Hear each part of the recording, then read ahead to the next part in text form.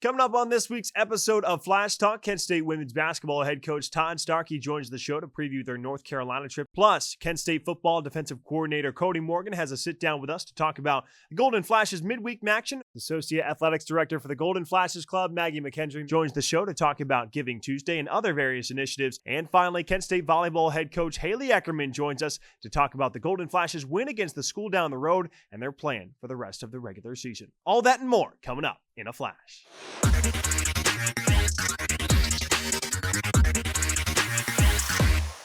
Welcome into our Flash Talk studios. Dane Richardson joined by Kent State women's basketball head coach Todd Starkey. Coach, we once again appreciate the time, and we'll start with your first couple of games, beginning with that season opener against James Madison. Your team was tight without players like Janae Tyler and Deanna Gray.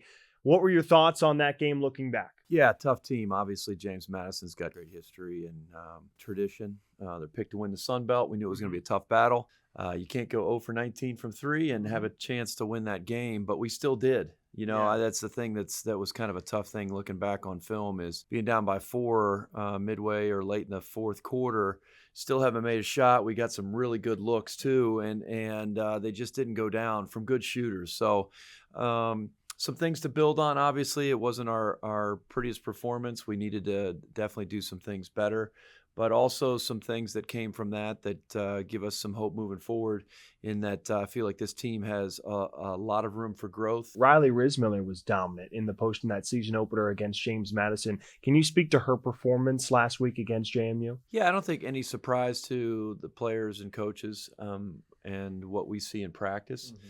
You know, she's a very talented player, obviously brings great size, but she's very skilled, obviously, and has the ability to score in different ways.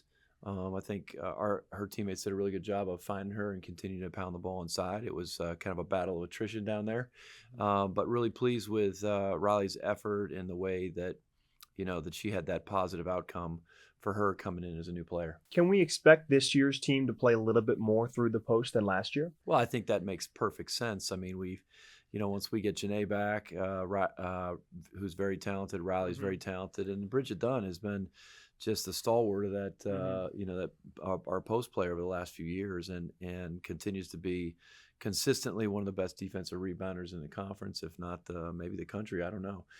She does a great job down there, and kind of is our defensive voice as well. Then moving forward to your second game, your first win of the year, a blowout win over Division II Walsh. What did you see in that contest? It was nice to have that game, that opportunity after James Madison to work on some things. It was really nice everybody got to score, everybody got to play. I thought we played hard for the most part, but we also got some good film on some things we need to improve on. Yeah. And so that was important for us to really spend some time working through that. This season's all about getting players healthy and our continued improvement. And like we always say, we want to see everybody improve. Continue to get better as a team and be ready for basketball in late February and early March. Maya Babbitt and Kaylee Perkins both had high percentages from beyond the arc in that game. How much do you think that can help their confidence from last year to this year? Yeah, no question. Obviously, as a shooter, you want to see the ball go in. After the first game, us not shooting the basketball well, as a shooter, I think they did what they needed to do. All of our players are doing a great job of getting in on their own, getting up extra shots. We're shooting the ball well in practice. The first game it didn't go down. Second game it did. And sometimes, like we said, shooters just need to see the ball go in a few times and then they get into a little bit of a rhythm. So it was good to see those two shoot the ball well. NC State, a team that was in the Final Four a year ago, obviously a top 15 team, a top 10 team. What are you doing to prepare for the Wolfpack? Well, obviously there'll be a specific scout and some things that we have to do exceptionally well to have an opportunity in that game. Our margin for error is very small against a very talented team. In NC State, very well coached. Wes Moore is obviously, I think, one of the more underrated coaches in the country, to be honest with you. And it's a great opportunity for us to go down and play in historic Reynolds Coliseum down on the campus of NC State against the Wolfpack and get an opportunity against really good talent to kind of, test where we are.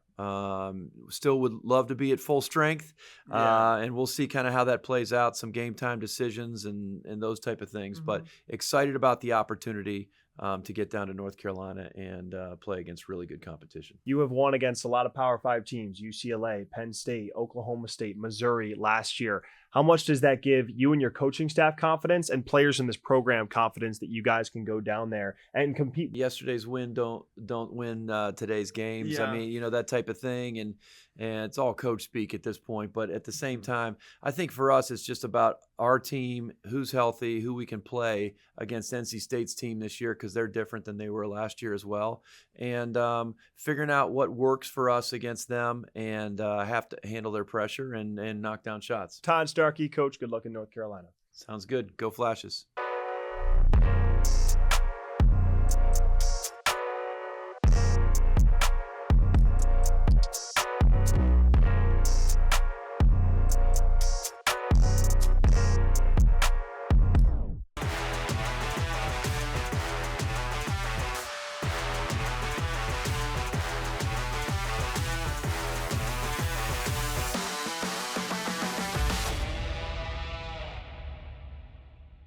Welcome back to our Flash Talk studios. Dane Richardson joined alongside Kent State football defensive coordinator Kody Morgan. Coach, we appreciate the time, and 3 more midweek action games to end the regular season. What are you looking forward to improve on the most? We talked about this whole month about winning November and about our process, and that comes, from Coach Burns on down to all of us. Defensively, we got to limit explosive plays, and we got to do a better job of keeping the opponents out of the end zone. Right now has been probably our biggest struggles of the season. And I think it all ties into fundamentals of defense, and there's a lot that goes into that. But basically, our message to our team has been, we got to be better at keeping these guys out of the end zone.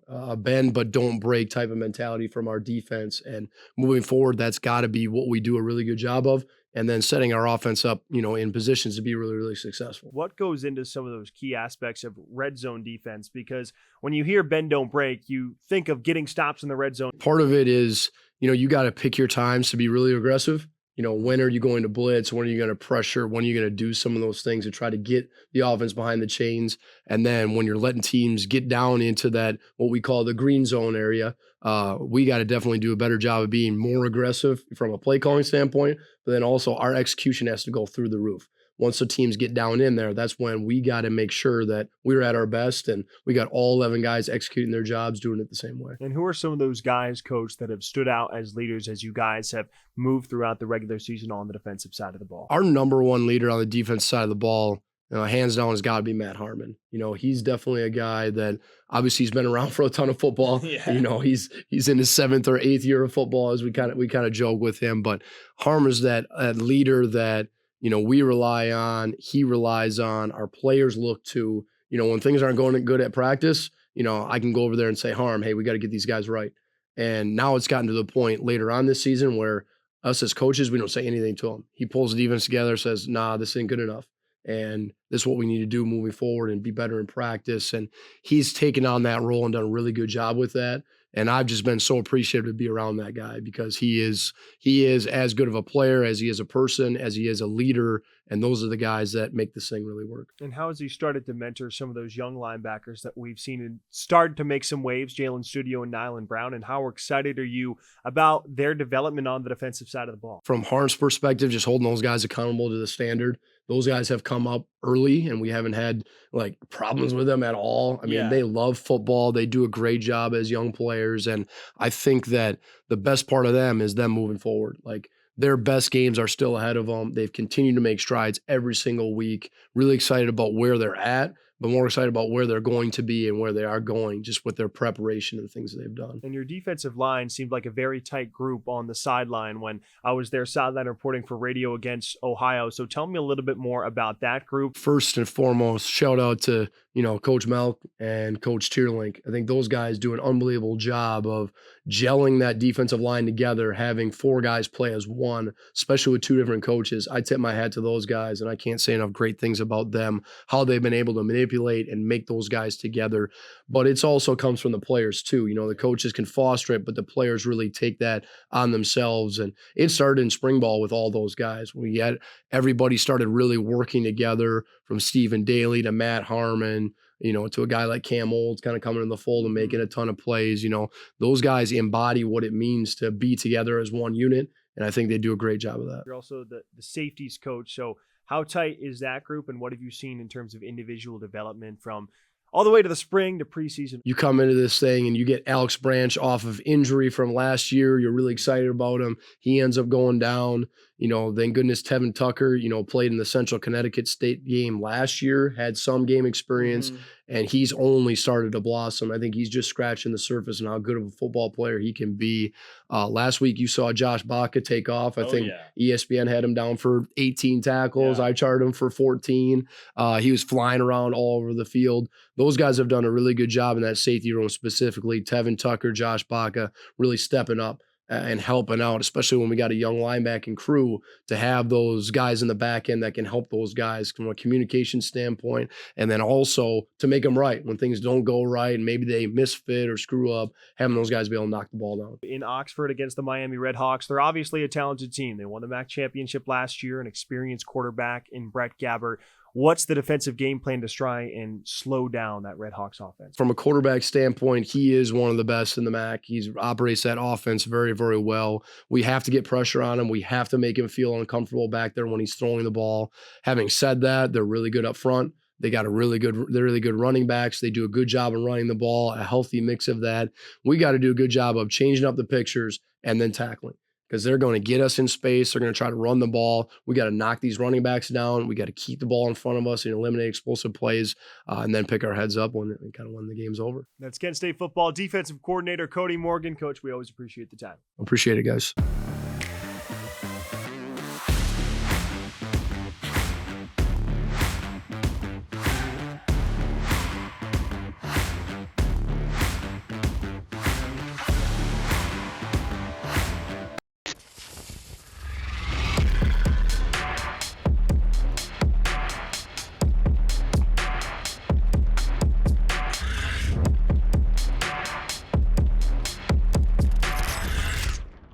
Welcome back to our Flashtalk studios. Dane Richardson joined alongside Associate Athletic Director for the Golden Flashes Club, Maggie McKendry. Maggie, I appreciate you joining me here on Flashtalk, and I know it's Giving Tuesday right now. This is something special for everyone at the university, so give us a little overview on Giving Tuesday this year. Yeah, thank you for having me and letting me talk about Kent State's most generous tradition.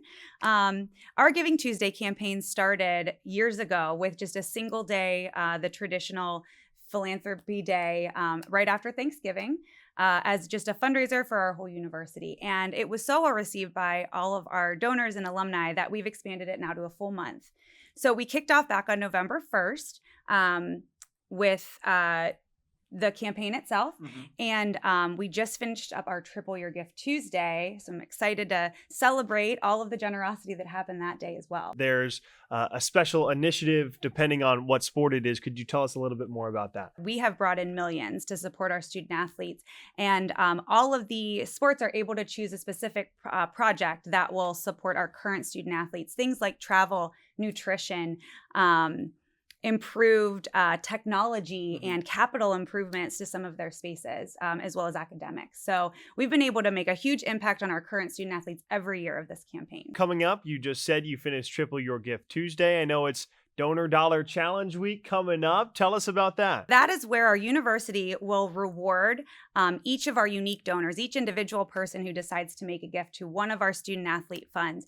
And as we rack up those numbers of gifts in both dollars and in donors, we're able to get bonuses for each of our different sports. So you can receive up to $2,500 or $5,000 extra to your team just by making a $25 or more gift during that week. I know there's the Giving Tuesday match. That's a little bit away, but the viewers still want to know about that. On December 3rd will be the true Giving Tuesday proper. That's the big day where we have the largest amount of matching dollars, both from our generous donors as well as our university foundation. And that is where every gift to every sport fund that we have will be matched up to $1,000 per donor. So that will be a really big one for people. How do you think you have been able to develop this initiative to where it can go a whole month and it's one of the best things we have here at KSU? Well, you know, in athletics, we're competitive. And so we've got all these different challenges throughout the month that people can be a part of and help see their student athletes and their sports and their programs succeed and achieve bigger and better things every time. And I think that's where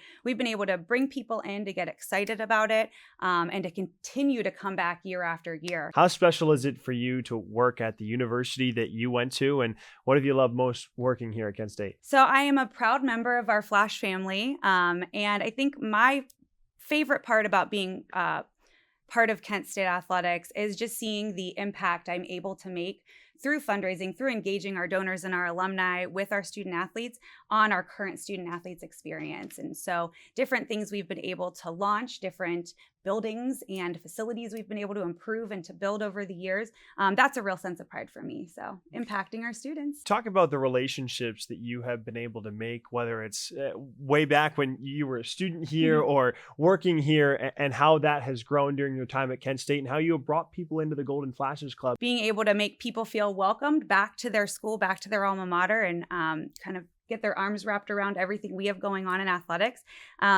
Like I said, is rewarding to me, but I think people see that and experience it alongside me. So I just try to make sure we facilitate that amazing experience for our donors and alumni, and make sure they're just as excited as we are in the Golden Flashes Club. Are there any things that the Golden Flashes Club is planning as we move into the winter? We are definitely looking toward increasing our number of endowments for each of our sports that supports scholarship and academic needs.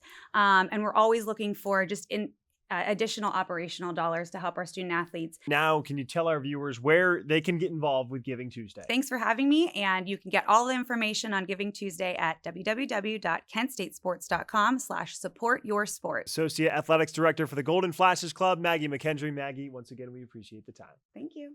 Coming up this week in Kent State Athletics, Kent State women's basketball begins their North Carolina trip against NC State. Tip-off is at 7 p.m. on Friday. Women's and men's cross country has the NCAA Great Lakes Regional in Norton, Ohio, and women's volleyball hosts Toledo at 6 p.m. inside the Mack Center. On Saturday, Kent State volleyball wraps up their final regular season game of the year with their second game of the weekend against Toledo with a 4 p.m. first serve. And then women's basketball wraps up their North Carolina trip against Elon with an 8 p.m. tip-off. On Sunday, November 17th, wrestling has a dual meet at Bellarmine University in Louisville. No events on Monday, but on Tuesday, the wagon wheel is up for grabs. Kent State football hosts the school down the road inside Dick Stadium. And finally, on Wednesday, women's basketball looks to get revenge and take down Duquesne inside the Mack Center with tip-off at 7 p.m. You can buy your tickets at ksutix.com. If you want more information on your favorite Flashes teams, visit kentstatesports.com or visit the Go Flashes app. We'll be back with more right after this. Welcome into our Flash Talk studios. Dane Richardson joined by Kent State volleyball head coach Haley Eckerman. Coach, we appreciate the time as always. And